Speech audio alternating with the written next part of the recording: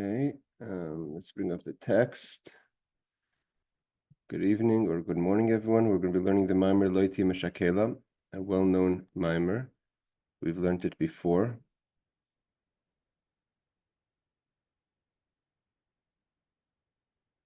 A second, here I go.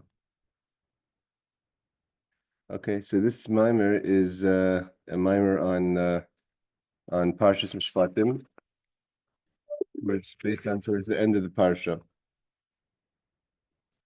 So the pasuk is talking about when the Jewish people come to Israel. So it says, "Loiti Meshakela." There shouldn't be a woman who buries her young. That's a meshakela. Va'akara, a barren woman, bartzecha, in the land, Eretz Israel. Es misper yamecha mala, you should fill your days. Hi everyone, we're just starting the mimer of Loiti Meshakela. We've learned this mimer before.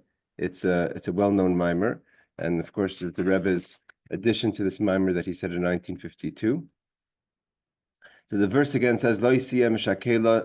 A woman shouldn't be a woman who buries her young, ba'akara, or a barren woman, ba'artzecha, in your land. Es misper yamecha amale. You should fill your days, or I will fill your days.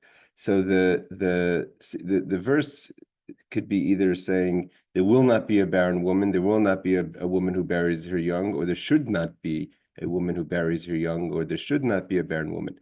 So you have to understand how there's the two double language here, and what's this mean in our Avodah Hashem? There's a very strong Avodah Mammar. So the Rebbe says like this: it's known, just like we have this in this world, the physical land, we have what's called in heaven the land of the living. Shemimena, what comes out of the land? Shemimena nishba, from this land of the living in heaven, so to say, nishba brings down a flow of chayim, of life, umazon, and sustainability, food, so to say, spiritual food, l'klolos nishmas Yisrael, to the Jewish people, to the souls of the Jewish people. And what does it mean to sustain and give life to the souls of the Jewish people? So that Rebbe continues, it means la'avas Hashem, to love God. So it's the Eretz HaChaim, the land of the living, that gives love to the Jewish people, love of Hashem.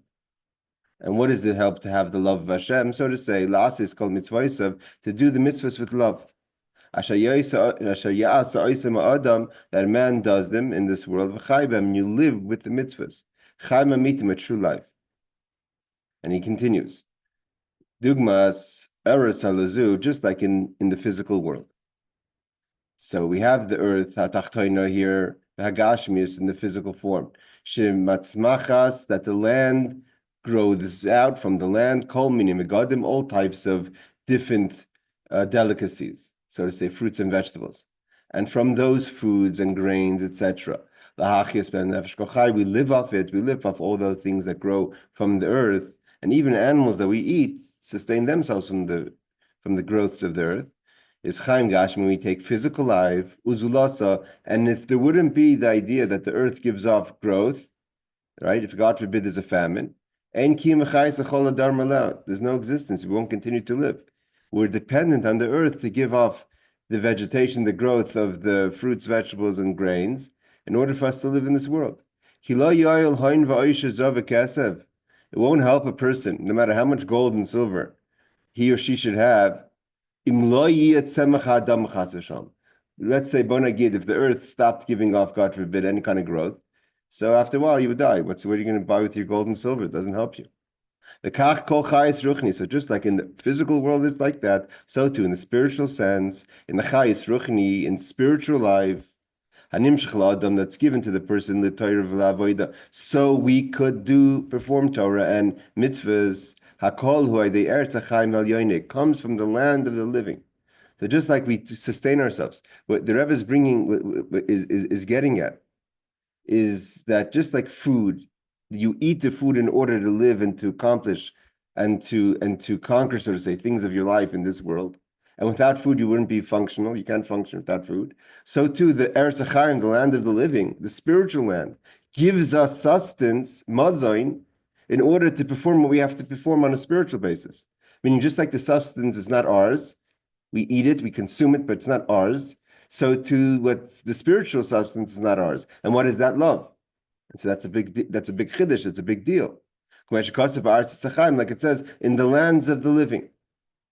So he just mentions in the parentheses, the lands is plural. Why does it say plurally in the lands?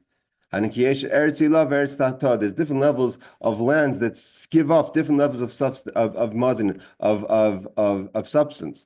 The Hainu Knesset Yisrael Delelu Knesset Yisrael Del Tata, whether we're talking about the higher level of the multiple of the Jewish people, the lower level of what they take. What for instance, we have the world we learned in the earlier Mammarim, not this year. There's the Zera Behema, Zera Adam. There's the souls of the animals, souls of the humans.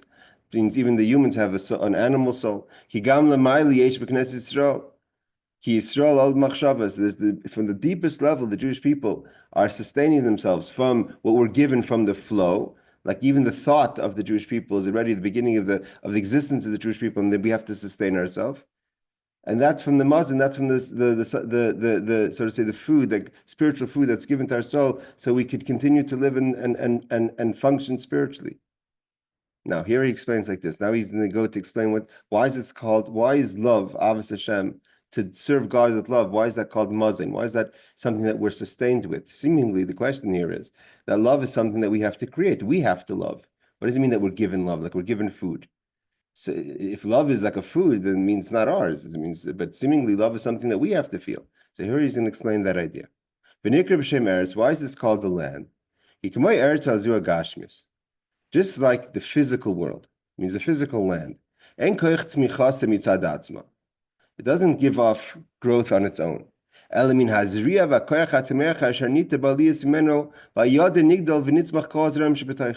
Means God created the world. That the earth is something that if you're going to put in a seed, it's going to grow something from that seed. But it's not that it's not like we create the food because we put a seed in the ground. God had to first bless the earth. The earth should give off food, and we have to work to put this to work the land and to put in the seeds and to plant it and to plow it and to water it, etc. But the actual idea that the land should give off something, that's a blessing. That's already preconditioned in creation. This comes from so to spiritual life. That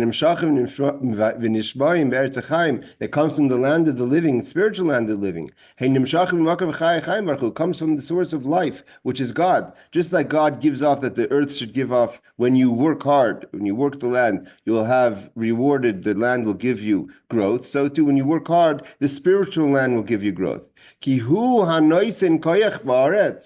It's only the God that gives power in the earth, that should give off vegetation growth. Means it's not a given that if a person puts a seed in the earth, that something's going to grow from it. Even the science that we have, that if a person puts a seed in the earth and the type of soil, etc., and all the work that we do in the soil and the earth was conditioned in creation, that's the way it should be. What do we have to do? What's our avodah? What's our service? Is lachrish v'lisroya. We have to plow. We have to plant.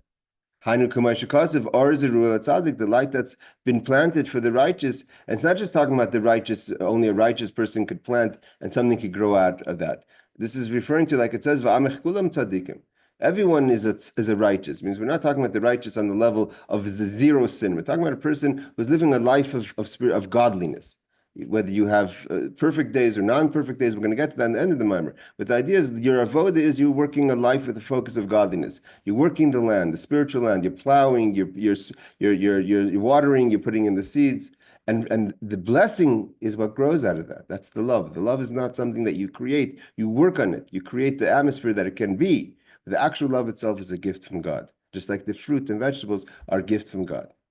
We're not talking about it when we say the tzaddik, like every tzaddik gets what they've planted, so to say, the light that's been planted. It's not a tzaddik, tzaddik amitis, a true tzaddik, the tzaddik of the Tanya, so to say.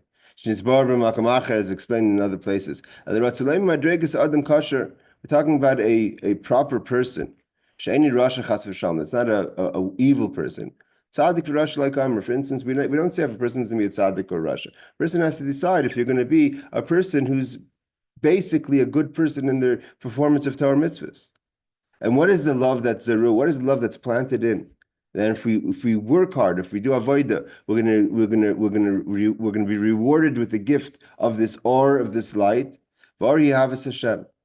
The light that we get from our efforts is the ability to love God, which and to have a yearning towards God.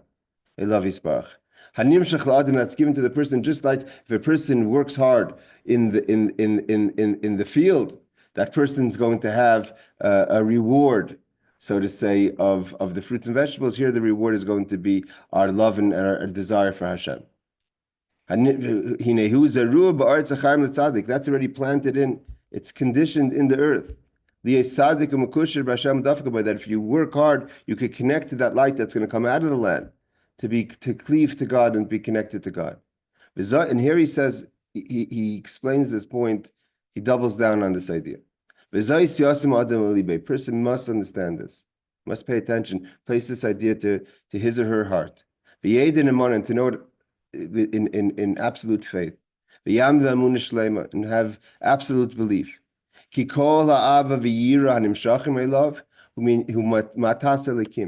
Any proper love and fear a person has in their service and relationship to God is a gift from God.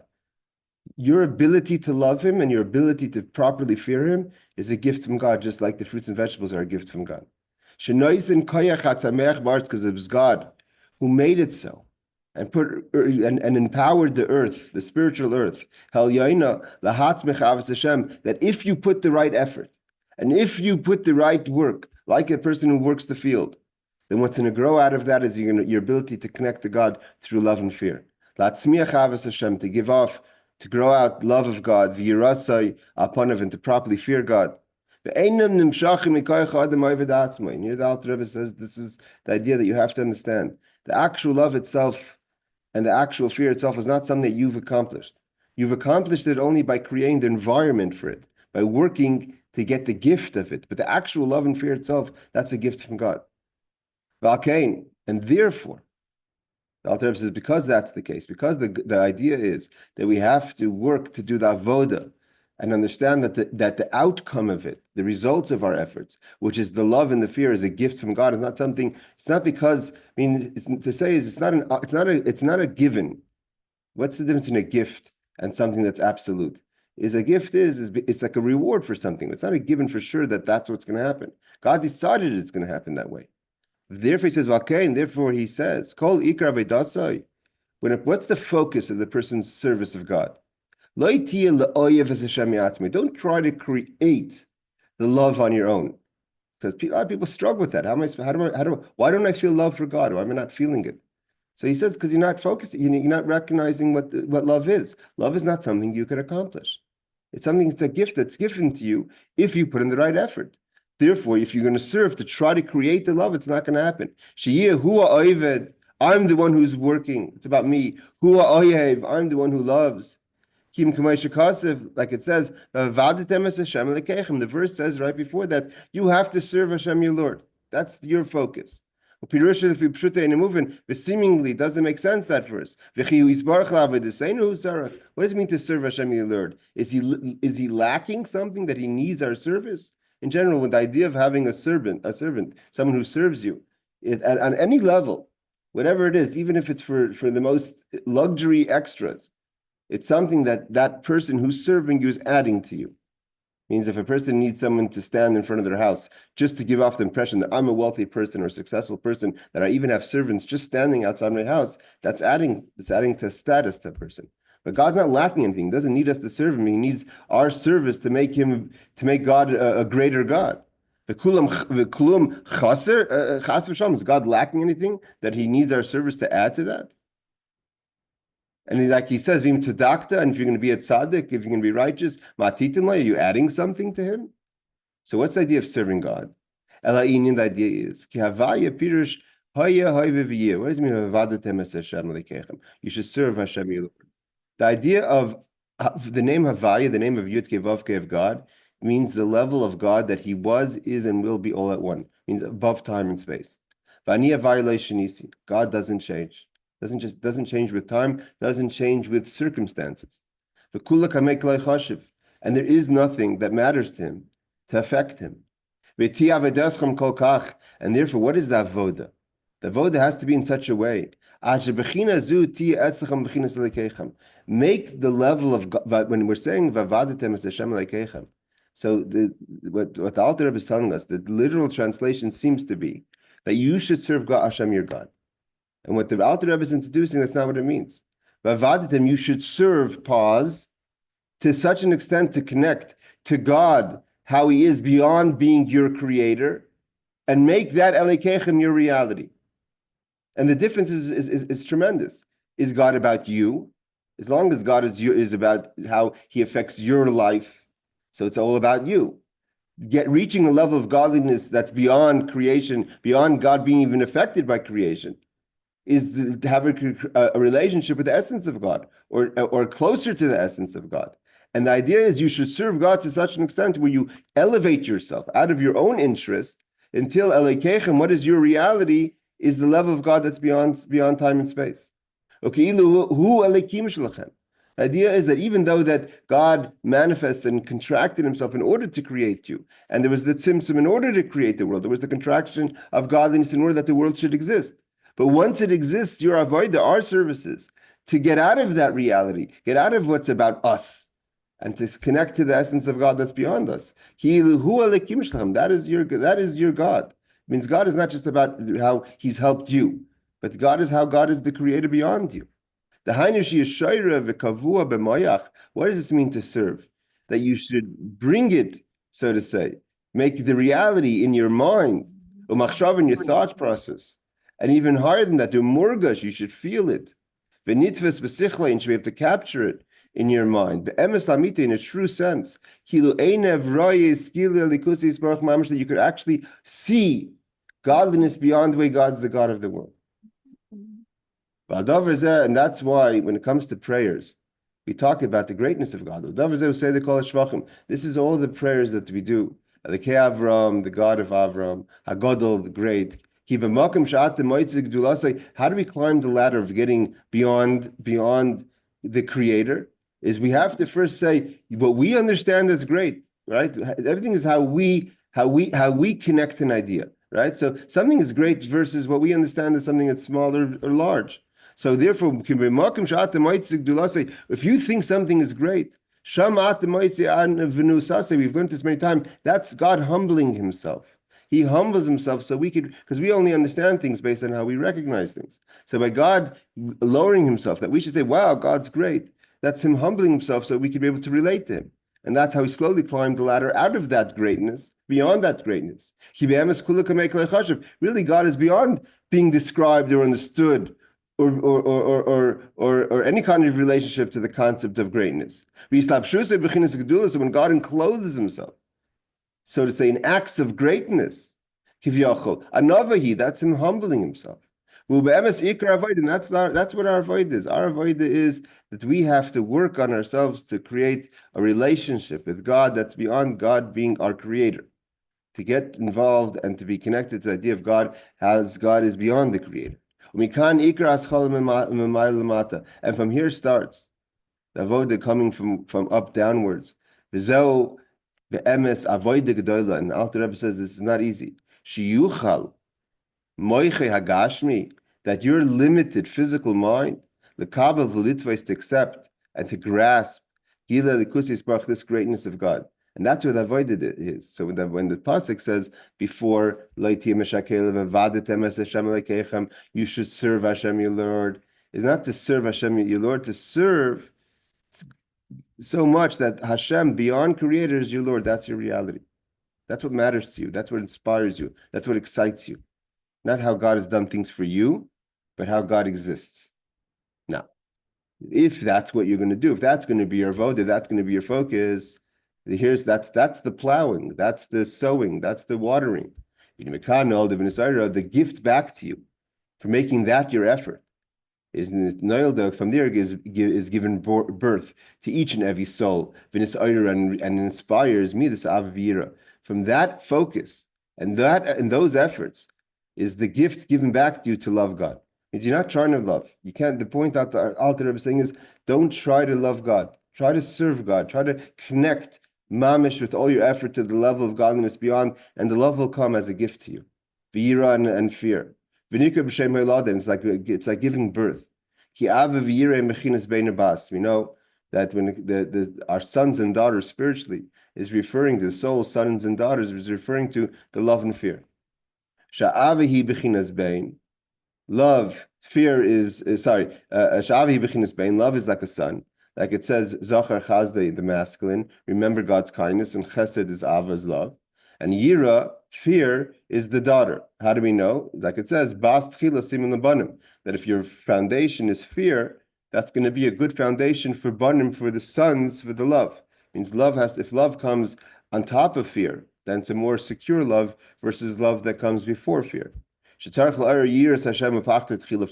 a person has to be gifted with the fear of God.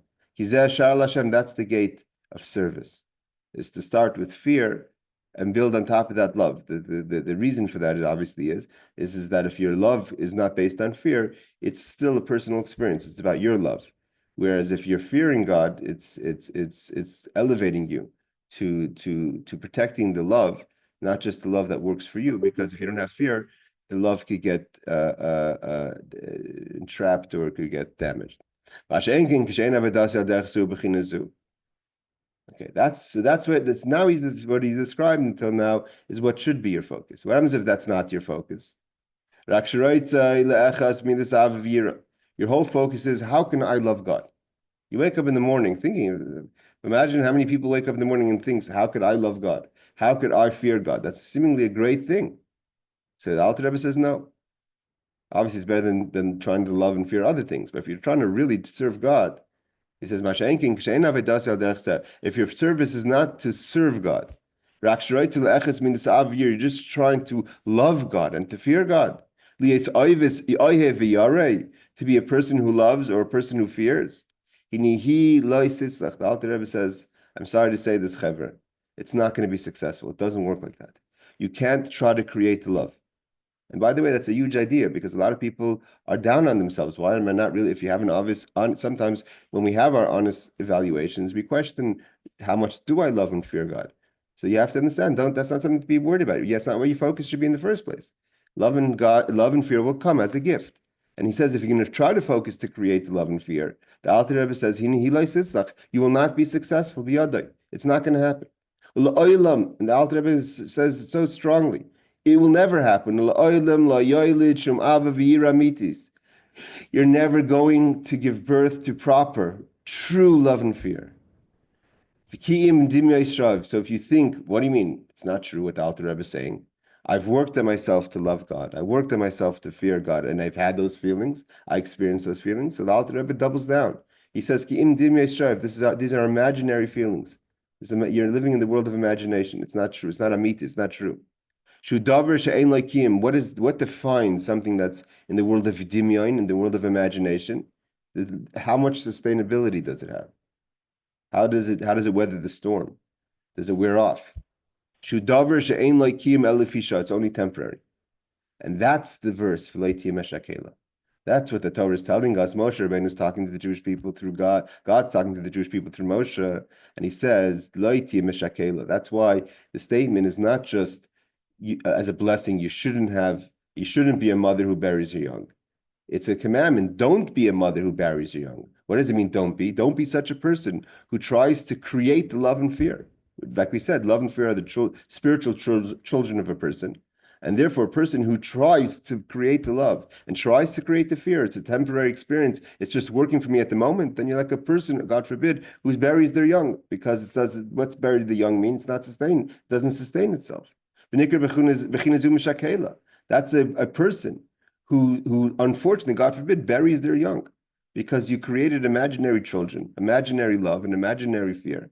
And when you move on, for whatever reason, because it's not true, therefore it doesn't sustain itself, doesn't weather the storm, or whatever other distractions distract you. So you bury that love and fear. You give birth and you bury. That's the level of a person who gives birth. Means you're able to trigger some sort of feeling, but it doesn't sustain itself. And worse than that, if you're going to try, if you're not able to even create the love, because you're a barren woman, v'akara. What is a barren woman? You're not going to give birth to it. not even the imaginary one, because you're trying to focus on creating something that's not possible to create. You have to be gifted it. This is what it means. Don't be a person who buries their young. Don't be a woman who's barren. But when it's about your eretz, what's artzecha, your land? Your ratzon, what I want. Why would a person do that if Hashem tells you that to serve him? And that's the way to love him. And the person says, no, I want to love, I want to work on the love. So that's artzecha, it's your ratzon, it's what you want. You're doing things how you want it. Why is it that you're a person that's burying their love and fear, or you're not giving birth properly after all your efforts? It's all about your land. You're trying to do things, not Artzachaim, the land of the living. You're creating your own environment. It's not coming from the world above. So he says basically. So far we talked about a person who has the ability to give birth, that has the ability to have sustainability, but they're approaching it in the wrong way. Now the Alter Rebbe continues. There's another deeper level of the barren woman. This is unfortunately like the woman who ein lavla, doesn't even have the womb in order to be a receptacle, a vessel, to be able to even start allowing for the baby to start growing within inside her. I feel base vlad. This woman, so to say, we're talking about the soul of this person, doesn't even have the womb in order to become, so to say, pregnant in a healthy pregnancy. Shayu timtumim perish. What does it mean? Lock, closed up. Shenistem kolkach. Your soul became so closed up of self agenda. You can't at all even be. You're not even a receptacle. I mean, sometimes until now we were talking about the technique has been wrong. The technique has been wrong is that your focus has been wrong to try to create the love and fear. But if you were to create go with the proper technique, the proper method, so then you would have the proper gift of love and fear. What about the person? And the Alter Rebbe is going to say why that person doesn't have the ability. Well, you don't have the ability. It means you're like a person who's trying to plant something. You're doing everything right, but nothing's growing. Because you don't have the womb. You don't even have the receptacle to be a person that God could even create the love within you. He gives an example. What does this mean in our Avodah?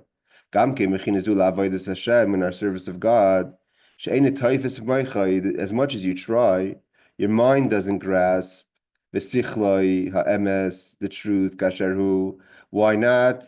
You're not allowing yourself to be a receptacle to godliness. Means here the problem is not that your technique is wrong again, but you're not even allowing yourself to be a vessel. Why? He explains what's the problem. In general, the Jewish people are called a cup of salvation. A cup is a receptacle. Meaning to say, we're supposed to be like a nice, clean, empty cup that's a receptacle for God's kindness and gifts to us. It's a cup of blessing. That we're able to receive the wine that makes us joyful in our service of God. When we properly contemplated, like we said before, about Havaya, how God is beyond the world, and make that our reality. So we're an open vessel to those ideas. And therefore, just like a cup is filled with wine, it receives the wine, and the wine is joyful, is pleasing. Meaning to say that we have a good experience of godliness in a way that we're excited about godliness. But the condition is, in order for a receptacle to be a receptacle, it's not enough just to exist. It has to be empty. You can't, a cup that's full with something else, you can try to pour more water or another liquid in it, it's just going to spill out. Why? Because it's very filled with another substance. If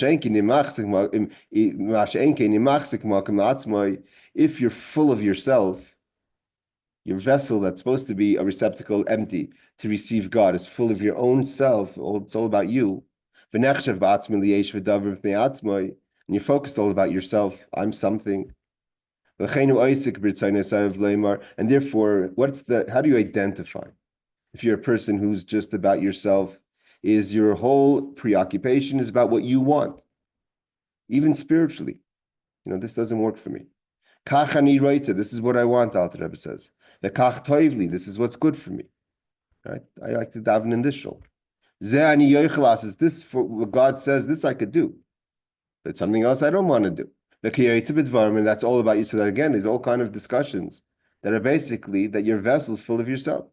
The pratim Alter Rebbe says, I'm not going to go into the details, but how a person fills their inner vessel with self-agendas, many details in many kind of ways. It's not just the basic ideas. And each one could, if you have when you have time for an honest evaluation, you could see how the decisions we made are based on what works for me. A person has to find within themselves. Whether you're a person who's the business person, has to find within themselves, what are these agendas? What am I full of my own agenda? Even the person who studies Torah whole day has to ask himself, even in my study of Torah, how am I a person? It's all about myself. Every time I say, this is what I want. And the filling your vessel with yourself, that itself is what's closing you up to not allow for your avodah to yield love and fear. V'nistam, it closes, so to say, moicha, your mind, and therefore you're not receptacle to the love and fear. So in the first stage, which says that your technique is wrong, means you're not a person that's full of themselves. You're just trying to create the love. You're excited about the love. You're just trying to create the love. It's not about you, but you're just trying to create the love. The second one is that you filled up your vessel already. You're not even a receptacle to the love. So what do you do? Alter Rebbe is not saying, it's not a Mammar to describe if you're a good person or a bad person and what's wrong. It's an Avodah Mammar. What do we do about this? We all know that we have this problem. So how do we deal with it? Last is clear. So how can I make myself? How can I empty my vessel, so to say, make myself a receptacle through my service to receive the love and the fear? So Mashkasev, it says, Leiv Nishma V'nitzka. You have to be a broken heart. Eshken Estaka, that's where God likes to rest.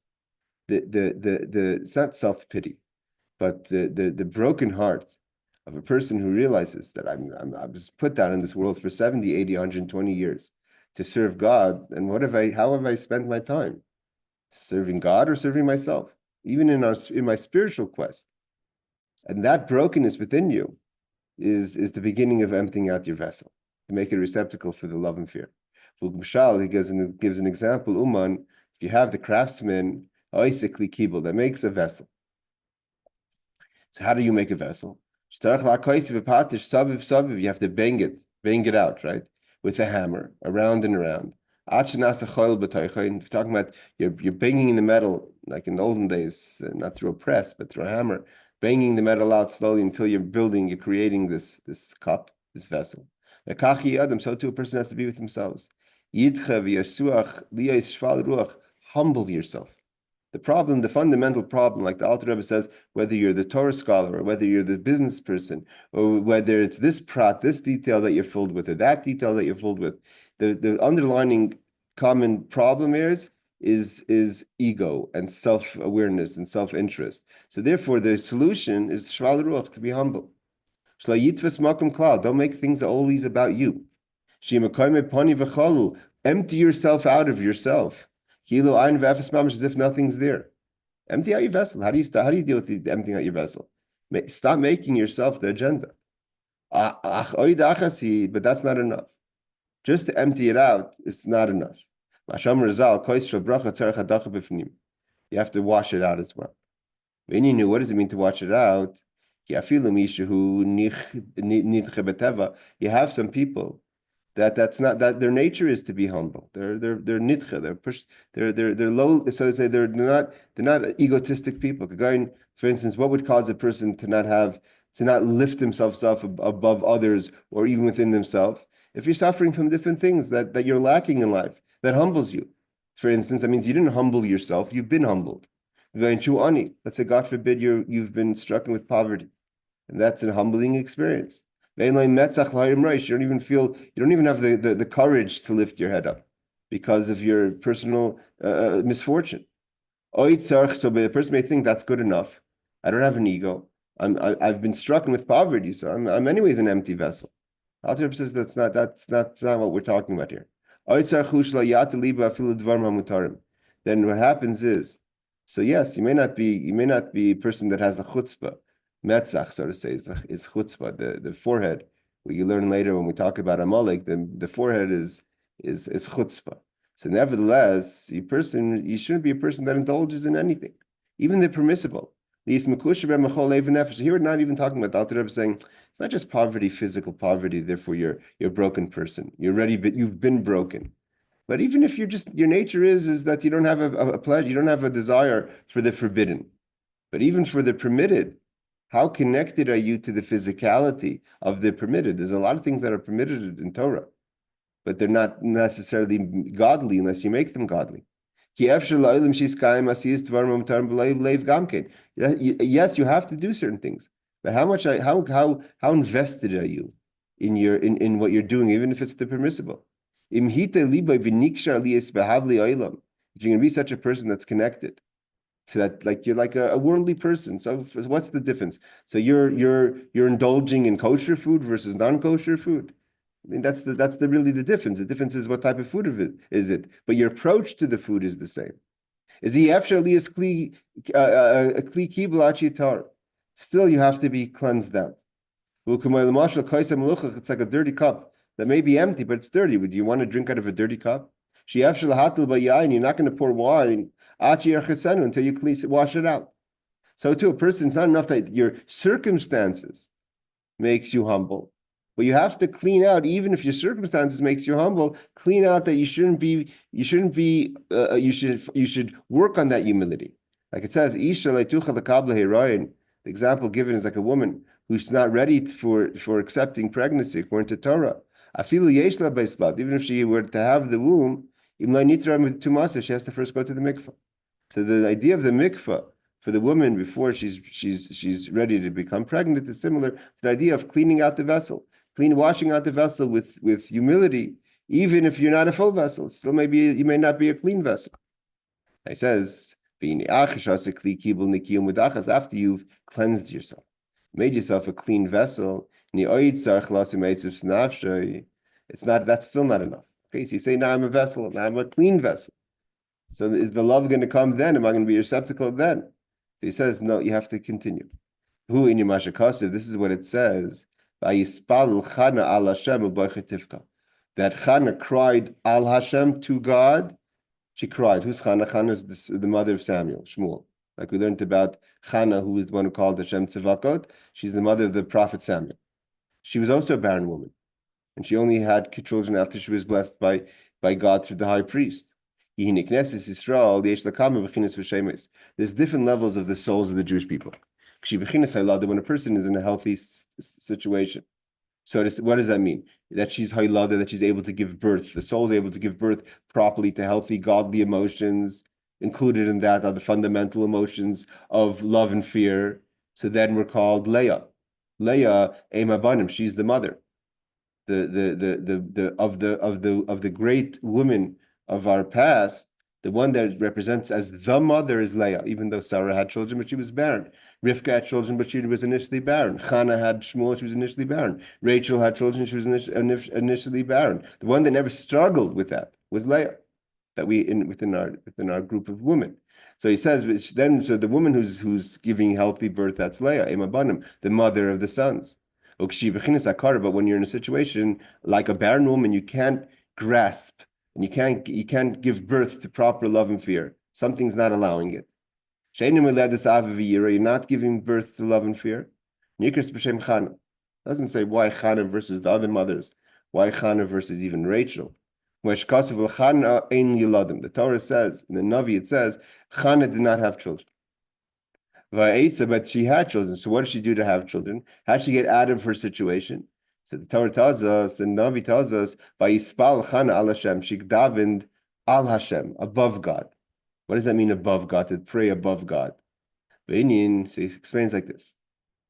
God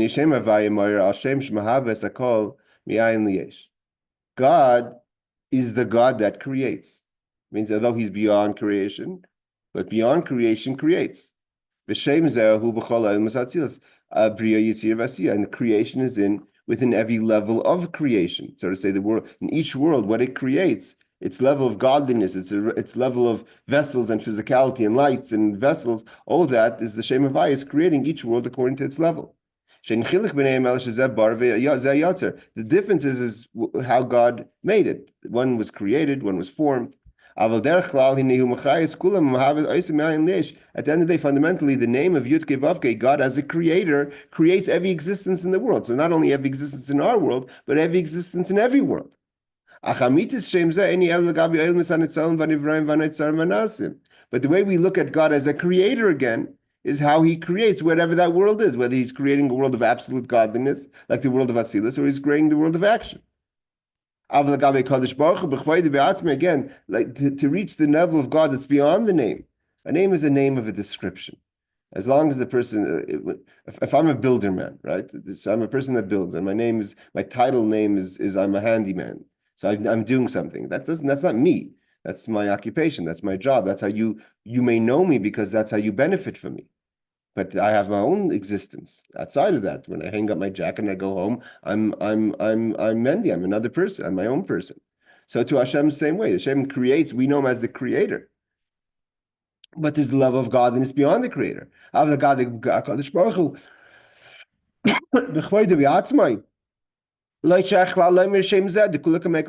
said before, God, excuse me.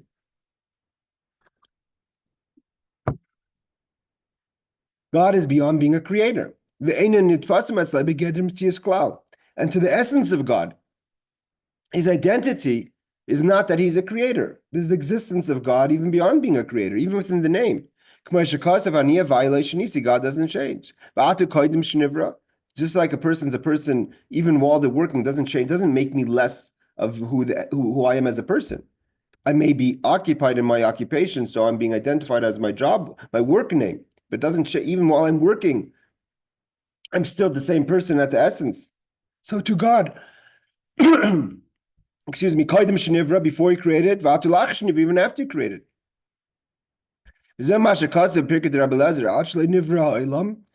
Until the world was created, there was God and the essence of the name, not the creator of the name. Before creation, God is not a creator. He is the entity that can create. But beyond the world, he's not a creator. And the point that Chana wants to reach, in order to create, that she should be a vessel for love, what the Alter Rebbe is going to explain, is you have to tap in to the compassion of the essence of God. The compassion of the essence of God is able to elevate the person.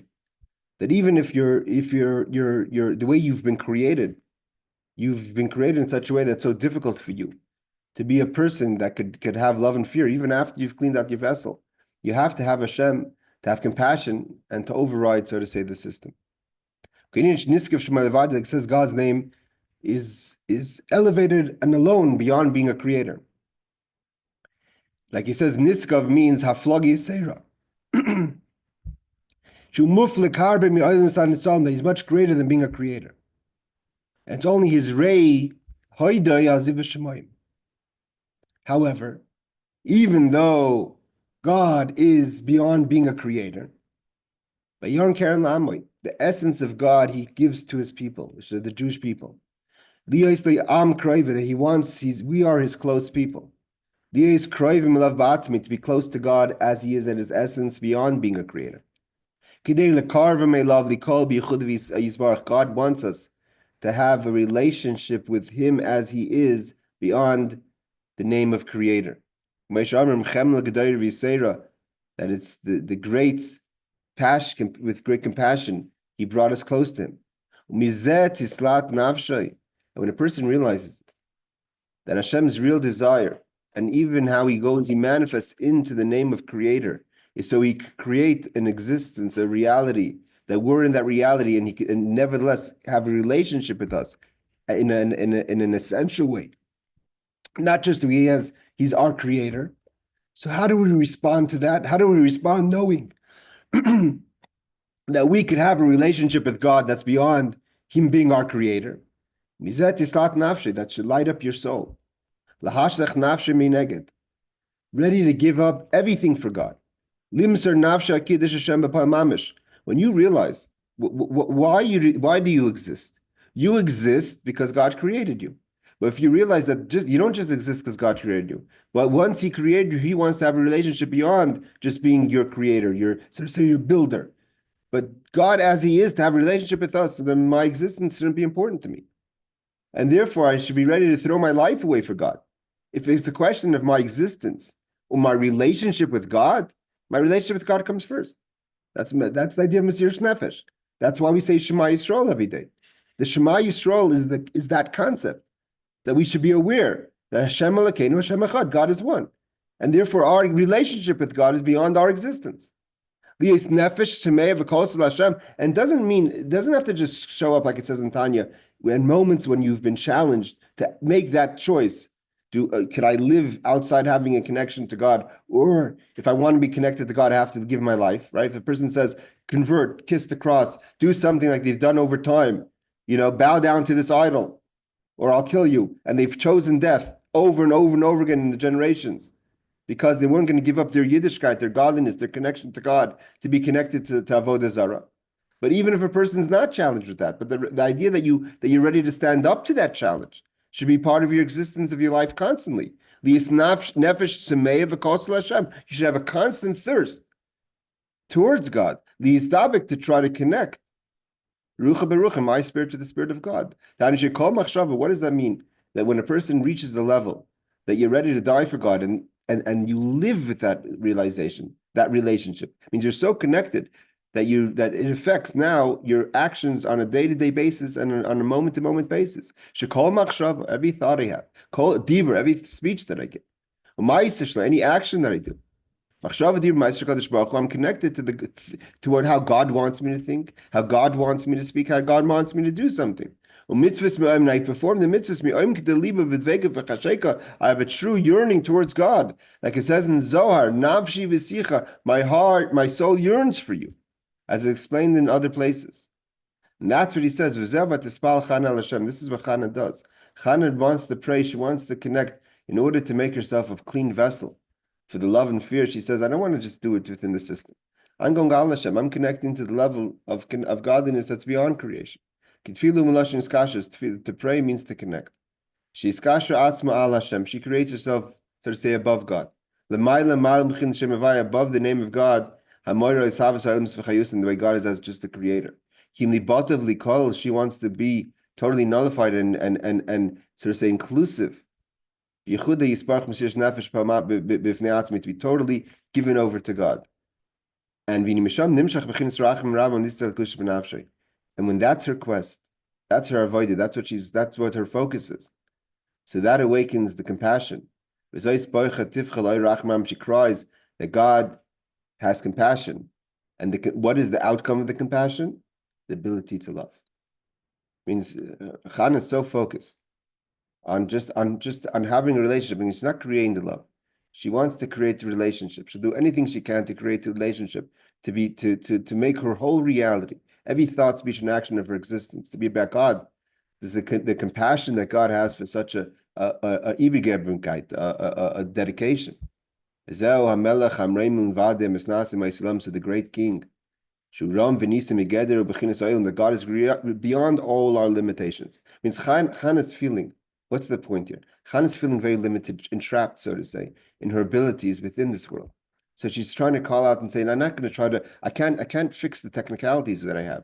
I have limitations. I can't give birth to things. Right? She can't give birth to children. But she's saying, that's why I am in a limited form. I'm ready to give everything for God. Even my limitations I'm giving for God. So what's God respond to that? With God's great compassion. God is beyond any limitation of this world. To the way we can't even understand. He has compassion on the entire creation.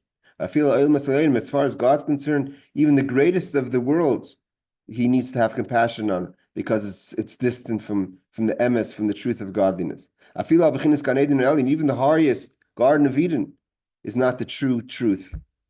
The highest level, everything is beneath the essence of God. But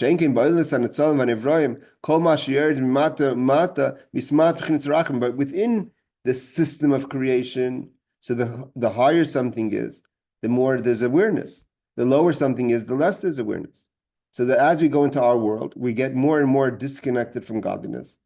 In this physical world, we don't even know that there's a reason to have compassion. We walk around our day disconnected from godliness, unaware of our lack of connection, and we don't even have compassion on the fact that we have no connection because we're so to say in a situation of disconnect, of a feeling of disconnect, that we're not even aware of that feeling of disconnect. And therefore, there's no, you have to have compassion. You have to know that you're lacking something, right? If someone is walking around and out to lunch and says, everything's great in my life, and someone from the outside is looking and saying, what do you mean it's great? It's not great.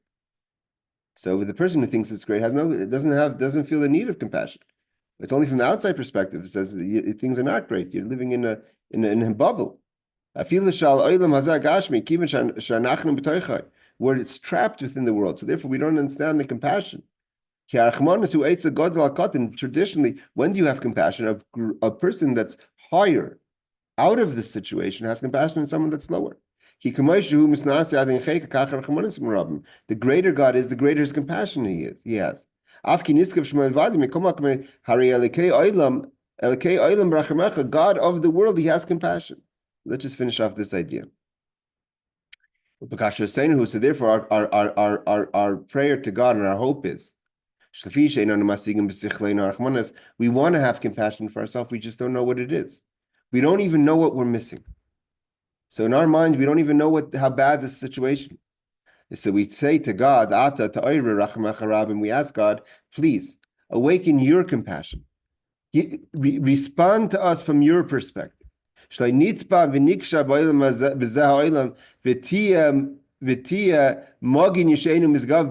should be our shield, our salvation. You should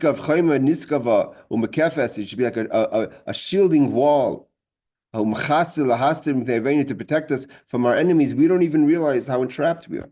And we ask God that in his great compassion, he should recognize our situation and have compassion and make us available, that we should have the feeling of, we should be able to feel the love and fear of God. So then he says, and this is the end part. He says like this. We can finish the Bible. He says like this. It says, "V'Avram zaken ba b'yamim." One of the things about Avram Avinu, our forefather Avram, was that he came to his days. It's not enough experiences, but you have to have complete days. It means it's not enough that you've once experienced love, but how has it been in a consistent level, like we said? And even in the consistency, the building towards the consistency, have your days been full of avodah? So he says, what does it mean zaken, to become old? That you have chachma, you have the wisdom. Like it says b'shishim, when a person's 60, which is you already got wisdom. When you're 60, your mind settles. You're not so. Have consistency and a settled mind. Don't run. I feel like this today and like that tomorrow. You're inconsistent. You go with the flow. A person has to have complete days. A person that's given their allocated days, each person. God didn't give us one day for waste. If a person lives 50 years, God for 60 years, 100 years, every day God has a plan for that day. Even 1 hour. God didn't even give you 1 extra hour to say, okay, this is a free hour. If God gives you so and so many minutes and hours, God understands this is the amount of time you need in order to perform your avodah. So the person thinks, it's not a great feeling. When you know that every minute is counted for, every minute is allocated, so how have I spent my minutes and my hours and my days? Lachshav, a person comes a little chushbana, you get a little dark. What about all those hours and days that I've not spent properly? And what are days? Those are the garments you have to go into the world to come. Those are the garments of how you spent those hours and days of performance of Torah mitzvahs. That you do throughout the day. And these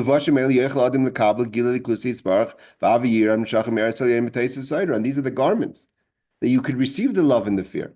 Even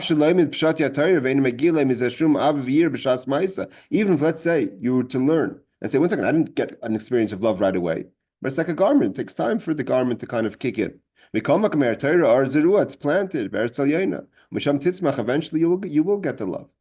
Tzedakah, when you do acts of kindness, v'rav chesed, the great love will come. You have to keep on performing and being consistent with your time. Anafshis Yisrael, eventually that love comes to the Jewish people. Lahar lehem, to light them up. With these garments. So here, this is the continuation of the verse. The Torah says, "Es misper yimecha mali." This is the Rebbe when he talks about this idea of filling the days and being preoccupied with every minute in Avodah. And we know that we don't do that. So God says that when he sees that effort is there, the passion is there, the want is there, he takes it on himself.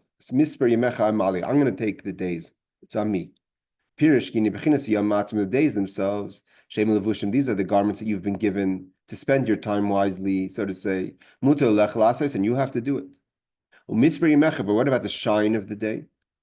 Mispar is from the word sapir, who orsh b'toch hayomim, the light within the day. The heavens are lit up. Minaharin u'minatzim kesapir, and they're like sapphires. God says to make your days full of light. That's on me. I'm going to give you that. If you invest your time, even if you don't see right now how your time is yielding any results, the shine of your days, the return on your investment, that's on God to do. Like also when it comes to eradicating bad from within us, God says, I will take out illness from within you. The illnesses that have become part of your existence. Like it says, 4 that die because of the bite of the snake. Means we all have sin within us, even from the beginning of the sin of the Eitz Hadas. Even the most righteous. No one was able to wash themselves out totally from the sin of the tree of knowledge. That God says, I will take it out. What does this mean in a person that you have a connection to the tree of knowledge? Is the tendency of ego within the person that comes from the tree of Eitz Hadas Tov Ra. What he describes, you see yourself. To say this is what I'm lacking, or this is what I want. It says that the woman, meaning Chava, before she ate from the tree, she saw that it's good for her. What made her eat from the tree? That it was good for her to eat from the tree. And that is that's the root of all the darkness, of all the evil or impurity. And that's the source of all desires or sin. When a person makes the choice, this is what I want, this is what's bad for me, this is what's good for me. But before man and woman sinned, they were naked from any kind of agenda. It says, like God said to Eve, whoever told you that you were undressed? Awareness is something that came with the tree of knowledge. They didn't understand, they didn't recognize any awareness, they had no self-awareness before the sin of the tree of knowledge. Something that's good for them. All they wanted to do was preoccupy themselves with godliness, as understood. And God says, so therefore, everyone has something within them. And God says, if a person is going to do the avodah, do the work, and you still have this attachment to the sin, God says, I will take it out. Your avodah can't do it. Your service can't do it. But if you fill your days, and the days are lit up by me, by God, and you focus on avodah, so even the things that are beyond your reach of achievement are going to be achieved and going to be accomplished. When God blesses us with the taking out illness, and Hashem should bless us all. We should all illness from Klal Yisrael, from the Jewish people, from everyone as individual, collectively should be Vasiraisi. God should take it out. Should bless us with only Tov Hanir Vanigla. Laila Tov, everyone, and thank you for joining. Thank you, Rabbi.